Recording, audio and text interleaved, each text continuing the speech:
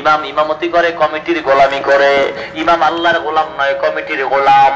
কমিটির ভয়ে নামাজ কামাই দেয় না, কমিটির ভয়ে নামাজ 5 ওয়াক্ত জামাতে পড়ে, বাড়ি গেলে জামাতে পড়ে না। ঠিক কিনা? ও মুসলমান ইমানদার, এমন কমিটির গোলাম। ওই উজানি মাদ্রাসার আমার এক উস্তাদ মুহাদ্দিস রশিদ আহমদ দামাত বারাকাতুহুমুল আলিয়া একদিন ক্লাসের ভিতর আমাকে বলেছিলেন, বাবারে ইমামতি এমন গোলাম হয়ে গেছে, ইমাম কমিটির ফজরের নামাজের আজান হয়ে গেছে, এদিকে তার উপরে ফরজ গোসল হয়ে গেছে, এদিকে চিন্তা করে টাইম শর্ট, এখন গোসল করতে গেলে জামাত পড়ানো যাবে না, নামাজ পড়াইতে না গেলে চাকরি থাকবে কি থাকবে না সন্দেহ। বেচারা গোসল না করিয়া ইমামতিতে দাঁড়ায় গেল, একামত হয়ে গেল। একামত হওয়ার পরে ইমাম আল্লাহু আকবার বলে হাত বাঁধলো, এরপরে সূরা কেরাত পড়া বন্ধ হয়ে গেল, জবান আল্লাহর তরফ থেকে বন্ধ হয়ে গেছে। কারে কয় কমিটির গোলাম? কত ইমাম কমিটির জোতা। মাদ্রাসায় তেমন ফরমালিটি মেইনটেইন করে, হাজিরা দেয়, 2 দিন আবাদ নাই, আল্লাহর মহব্বত অন্তরে নাই। যদি আল্লাহর ভয় থাকতো তাহলে চিন্তা করতো অন্যায় কাজ করব না। মুসলমান গো, আল্লাহর ভয় অন্তরে না থাকার কারণে এখন হালাল হারাম চিনে না, যা পায় তাই খায়। কুত্তার মতো জিহ্বাটা বের হয়ে গেছে।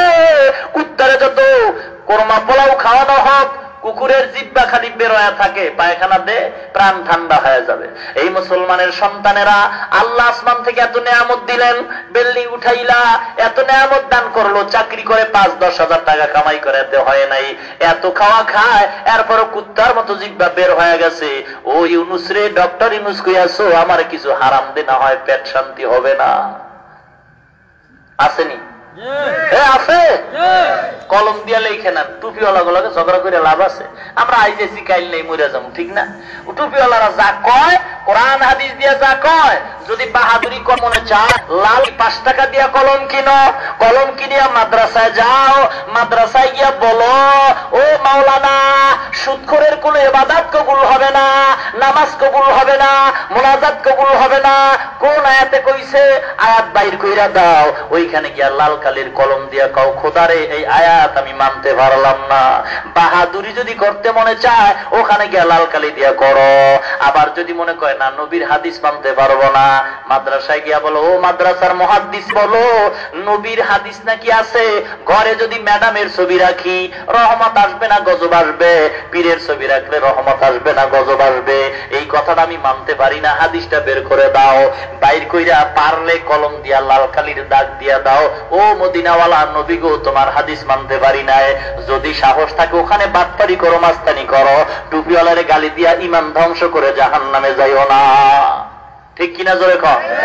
বাহাদুরি করলে সেখানে করেন, আদার জমা আছে, ঠিক কিনা?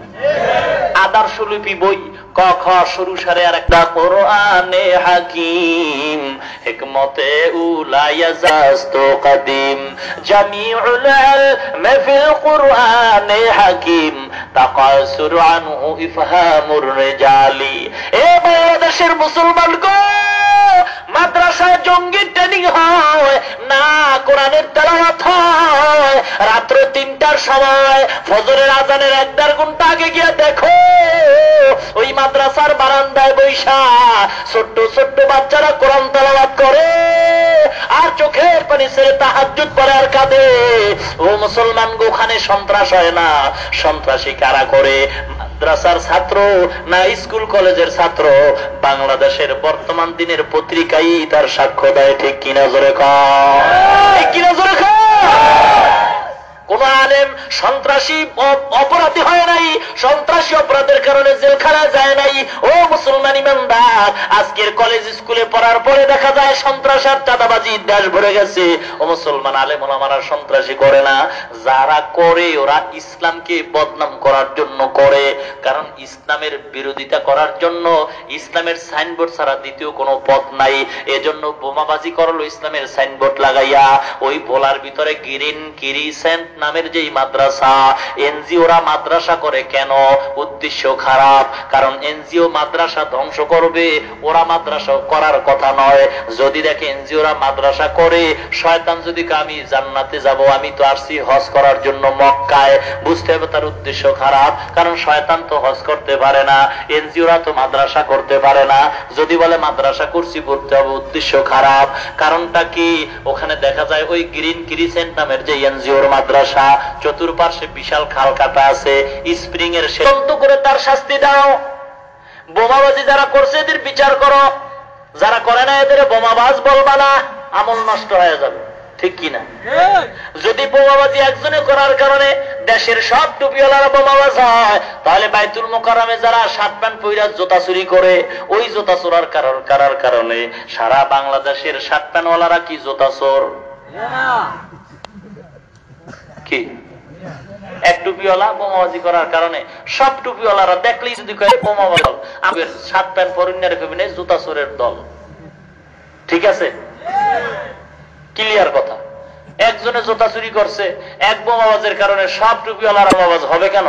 যদি হয় তাহলে এক শার্ট প্যান্টওয়ালা জুতা চুরি করার কারণে সব শার্ট প্যান্টওয়ালারা জুতা চোর, কি কন? ওইটা মানবো, এটা মানবো না। ভাইরা আমার, হিংসা অন্তর থেকে দূর করেন।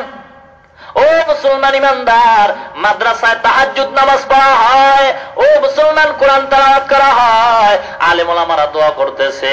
আলেমরা জনগণের বিরুদ্ধে নয়, দেশের বিরুদ্ধে নয়। ইমামের এত ধমক দেওয়া হয়, ইমামের গোলামের মতো খাটানো হয়, এরপরও দেখেন ইমামের এত কষ্ট দেওয়া হয়। একটা রিস্কাওয়ালা, নিম্ন শ্রেণীর রিস্কাওয়ালার তারও মাসে ইনকাম আছে 5,000, অথচ ইমামের 2,000 টাকা দাও কেমন করে? এই 2,000 টাকা ইমাম কিভাবে চলে? ও মুসলমান, ইনসাফ সমাজে নাই। একটা রিস্কাওয়ালা 5,000 টাকার নিচে চলতে পারে না, অথচ মাদ্রাসার শিক্ষকের বেতন 2,000 হলে কিভাবে চলবে? ইমামের বেতন 2,000 হলে কিভাবে চলবে? কমিটির গোষ্ঠী 20,000 কামাই কইরাও মাথায় হাত দিয়া বয়া থাকে, ট্যাবলেট না খাইলে ঘুম হয় না, সংসার কেমনে চালাবো? আর ইমামের বেতন ঠিক মতো দেয় না, 2,000 টাকা ধার্য করে আবার 6 মাস বাকি, এক ওয়াক্ত নামাজ না পাইলে আবার ধমক দেয়। ওরে বেয়াদব রে, ইমামের ধমক দিলে তোমার জীবনের আমল বরবাদ হয়ে যাবে, ঠিক কিনা? জোরে কর। ইমাম তো কমিটির সোজা করবে, কমিটি ইমামকে সোজা করবে না। কমিটি বানানো হয় মসজিদ ঠিক করার জন্য, আর ইমামের বেতন বাড়াবার জন্য, আর ইমাম বানানো হয় কমিটির সোজা করার জন্য, ঠিক কিনা? জোরে কর। এখন রিয়াকশন উল্টো হয়েছে কেন? আমগো ইমামদের গোলামির কারণেই, ঠিক কিনা? জোরে কর। চাকরির পর